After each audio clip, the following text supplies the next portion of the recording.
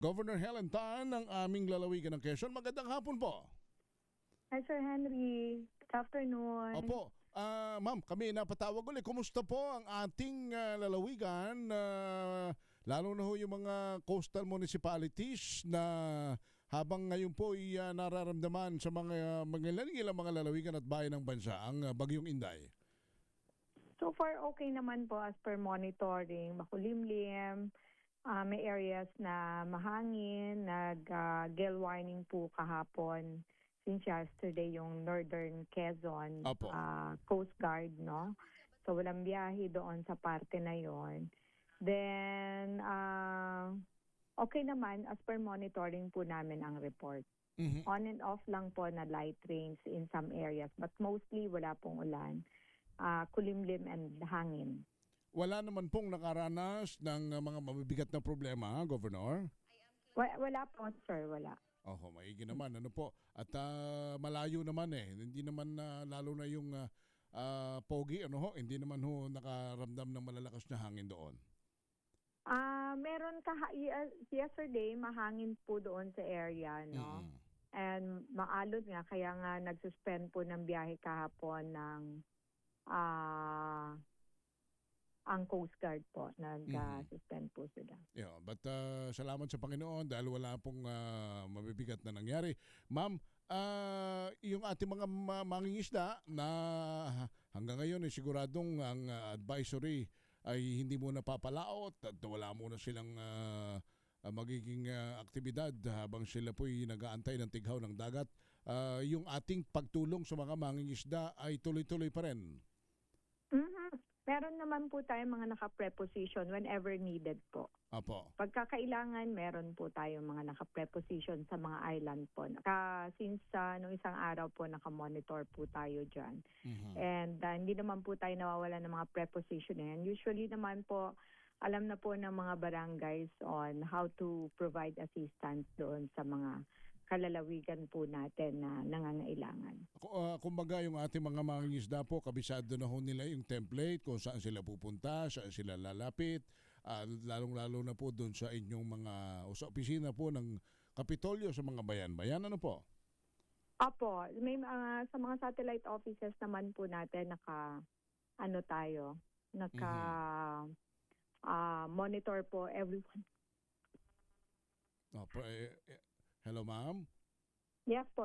Opo. So yung mga nakikinig sa ating mga mangingisda riyan, just in case, pero palagay ko naman kabisado na po ninyo ang pasikot-sikot. Magtungo lamang po kayo sa mga stand office, sa mga inyong mga bayan-bayan at hindi po kayo lilisan na wala pong pagtulong mula po sa ating mahal na gobernadora. Yes, ma'am? Oh, yes po.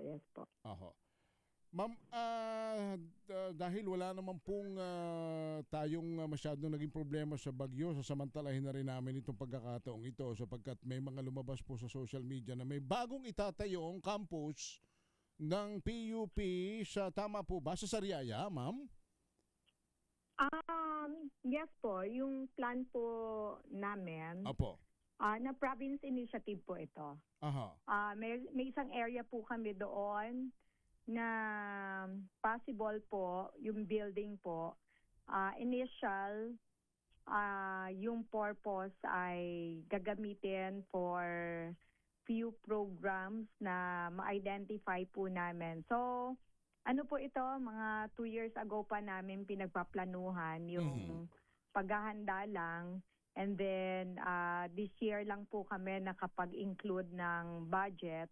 Kasi usually po yan ay local government ang gumagastos pang-sweldo po ng, of course, mga professors, administrative, etc. So, operations-wise po ay LGU. So, ngayong 2026 lang kami nakapag-include sa aming AIP and budget for that. But limited lang po. So, today ay nagkaroon ng Zoom meeting yung PUP personnel and my staff, focal person, para po doon sa paghahanda, ano yung mga few programs lang na mapagkasunduan. Then, baka may kasama po ito na Open University. So, OU po ang mga pamamaraan. So, we'll see po. So, nasa planning stage po kami. But our target is to open this school year po. Oh, ay, ibig sabihin po, may building na, ma'am. May building po kami talaga doon. Oo. I-repurpose lang namin yung building. So, hindi siya magtatayo ng bagong building. Wala pa kaming pera doon. Pero may building po kami doon na initially, yan po ay dinatnan ko na never nagamit na birthing homes. So, yun po ay may ongoing repair kami. And then, nirepurpose namin na ito na muna ang gagamitin ng PUP para sa mga classrooms po habang wala pa po kami na papagawa na building for them. Anyway, take off pa lang naman po kami. And then subject of course to observation assessment, evaluation on the program. So wala pa po kami exact na programs pero may pinamimilian na po na possible po. And then we'll announce na lang kapag ready na po kami for the application, no? And of course, limited numbers. Pero ma'am, napakalaking magiging tulong po nito sa lalong-lalo na po sa mga taga-Segunda Distrito at sa mga karating pa rin ng mga bayan ng Quezon, considering the fact na sa Sariaya po ito. Ma'am, but generally ito po tama ba, for senior high school and some college students? Hindi po, for college lang for po college ito. lang. College lang po. So, we'll just announce kung ano po yung mapagkasunduan po ng between the province and PUP, no? So, of course, nagpapag-guide po kami sa kanila ng mga steps to be taken.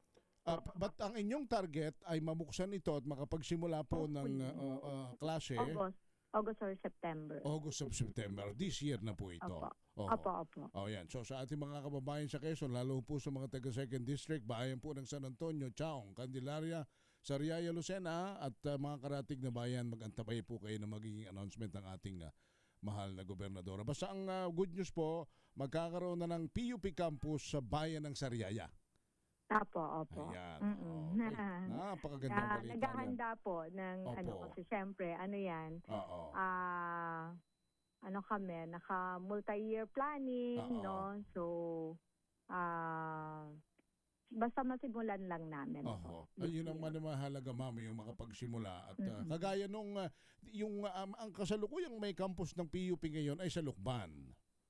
Hindi po. Ang PUP po currently may campuses po sa Lopez, may Lopez Quezon po, meron po sa Mulanay, meron po sa Unisan, and another one in General Luna. So we have 3 campuses. 4 po. So Lopez, General Luna, Mulanay, Unisan. So currently may 4 po. Kung sakasakali po, ito yung magiging pang-5. Ayun. Kasi ang sa Lukban ngayon yung Southern Luzon. Yeah, that's our state university po. SLSU po yun. Southern Luzon State University. Ito po ay extension po ng Santa Mesa, Polytechnic University of the Philippines, Santa Mesa. Kaya ang sabi na dati ng ating mga kababayan, PUP Lukban. Ngayon SLSU na. Ano po, ma'am? Apo. Pero ma'am, yung ating SLSU ay meron po itong libreng pagpapaaral na inyo rin pong inilunsad para sa mga nagnanais na maging doktor. Kung sakali daw po ba yung Sariaya, magkakaroon din kaya ng ganon? Ang PUP po kasi wala pa pong College of Medicine. No? So depende po yun sa programs ng Mother Campus, no. Napag-usapan namin 'yon. Ni President Bunhi also kasi doon sa Lopez po nag-apply po yung Lopez Campus ng mga pre-med courses like BS Bio. I was in Congress pa during that time nung kina-craft po 'yon. So I think that's part of their plan. Na sila po'y naghahanda. But for Mother Campus, I think, no, I don't know where are they going to open, but napag-usapan po namin yon. But for Sariaya, I don't think we're too far for that, no. We just want the undergrad program at this time to provide access for senior high graduates for college po, no? So siguro po doon muna kami magpo-focus since we siguro have naman in SLSU. sa banda-banda riyan, ika nga sa atin sa banda-banda riyan, malay ba natin, baka po mangyari naman yung ating mga pangarap na yan. Pero maganda ngayon, sa 2nd District, meron na pong, magkakaroon na PUP po ng PUP. Oho. And then, it's a very good news sa ating mga kababayan dyan. Kasi meron ng, ito, pang-apat na ito, kung sakali, ano ho, ma'am? Panglima po.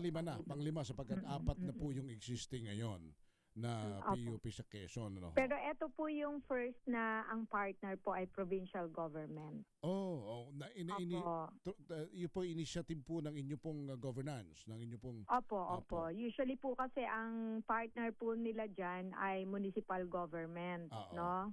Pero nung 2022 po, nung umiikot ako in the area, isa po sa parang clamor ng mga tao to have an access to state university.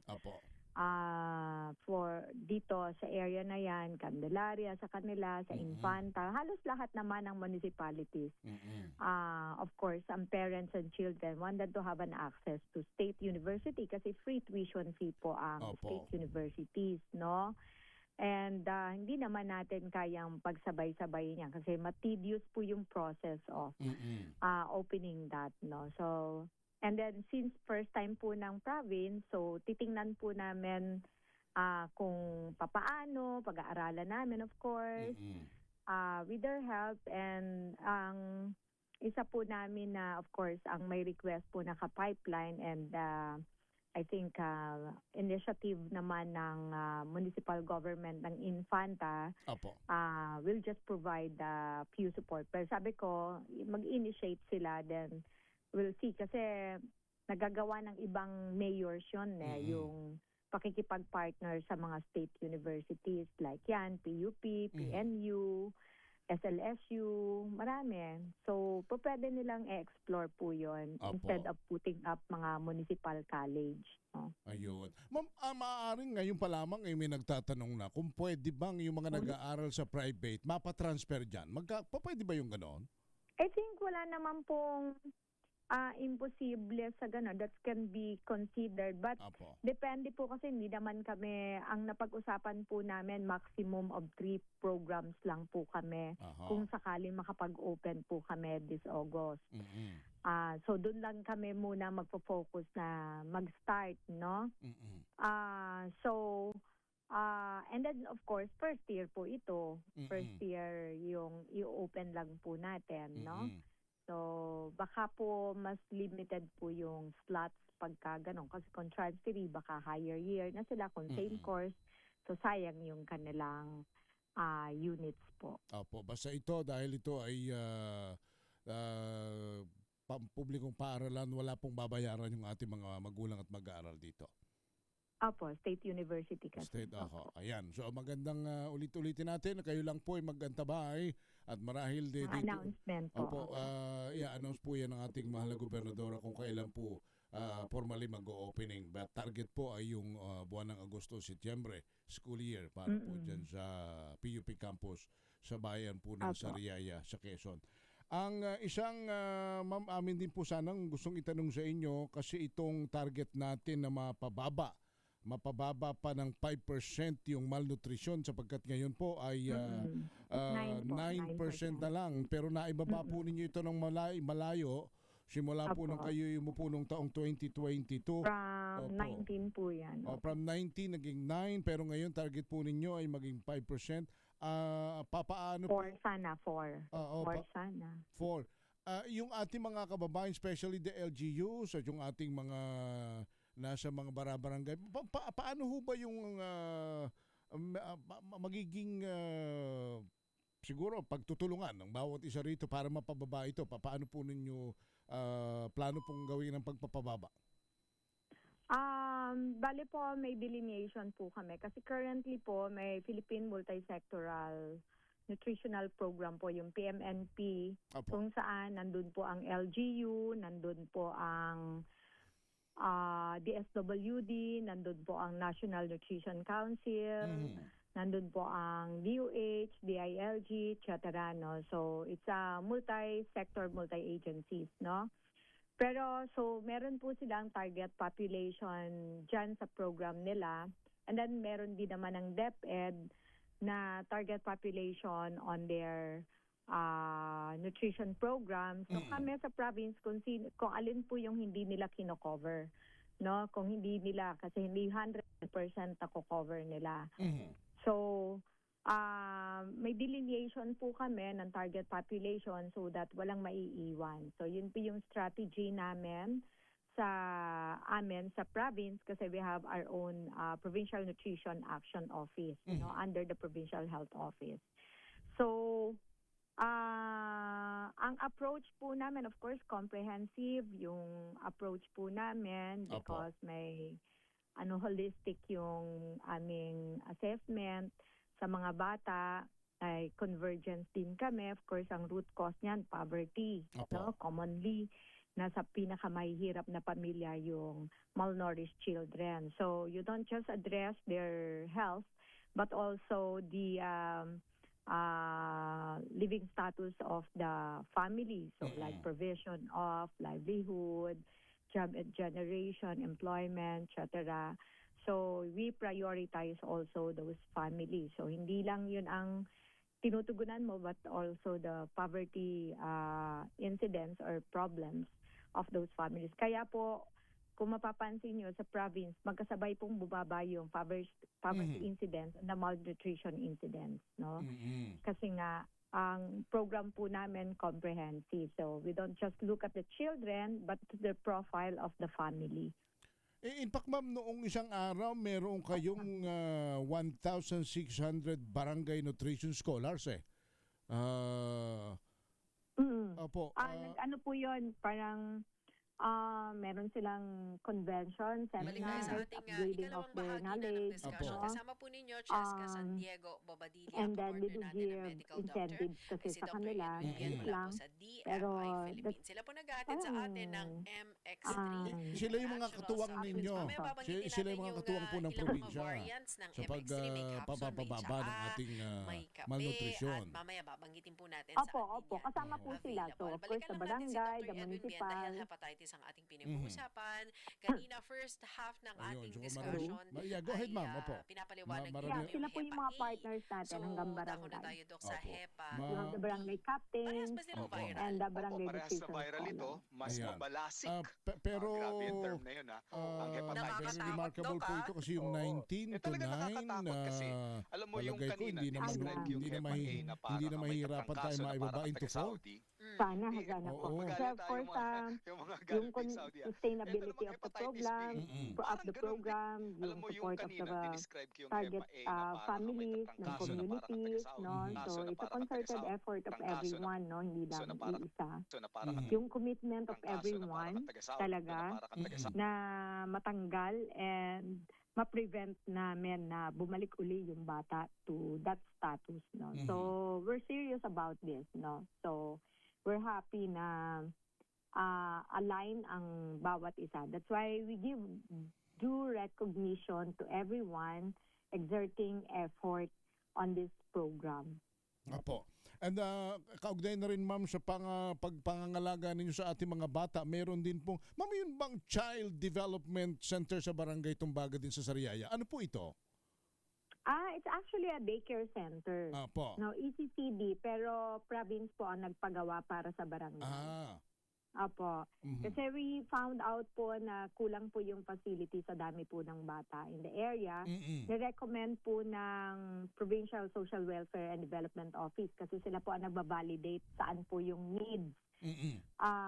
So, ang province po ay nag-initiate, I believe, from last year po yata, meron po kaming hanggang this year, more than 10 I think, na daycare center na pinapagawa to various barangays. Ayan, that's also the initiative of the provincial government. Yes po. Hopefully, ma-address po namin, ma-complete po namin yung access ng mga bata to an ideal ECCD, no? So, ito yung mga binenchmark namin, punta sila sa Taguig, punta sila sa Quezon City to check on Apo. paano nila niraran, anong tsura, etc. Ayan. Alright. At yung ating mga kababayan naman, dun po sa inyo pong ipinarating na kapag hindi kayo happy sa sinabi ng aming staff sa opisina, hindi kayo nakontento, mag-message po kayo sa akin sa inyong Facebook, 24 hours, 7 days a week at makakarating sa akin. So, ma'am, marami pong natuwa dito at marahil ay walang humpay ang pagdating sa inyo ng mga mensahe. Salamat daw po. Apo. Salamat daw po na kahit anong oras pwede po kayong matawagan at maiparating yung kanilang mga hinaing. Apo.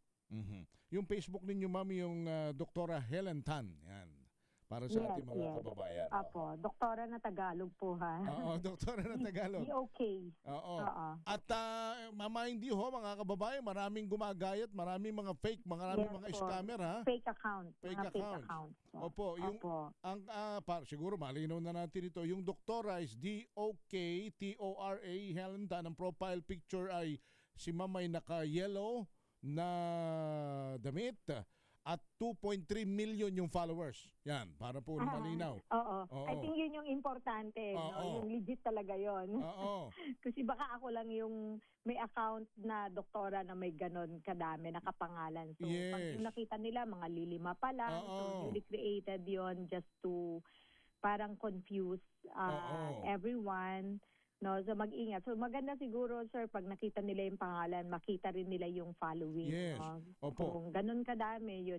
Pag hindi Kasi na po- yung picture po nagagaya eh. Oo, sabagay, ma'am. Pero yung 2.3 million followers, hindi po mapepeke yun, hindi magagaya yon. Pag hindi ganon, na nag-message sa inyo o nag-encourage sa inyo na i-follow, pag hindi 2.3 million followers na Doktora Helen Tan, hindi po si Governor yon.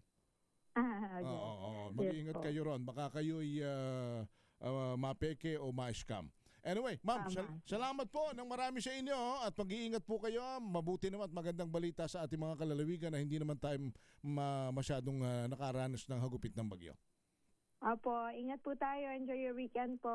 Ayan, si Governor Helen Tan, ang amin pong gobernador.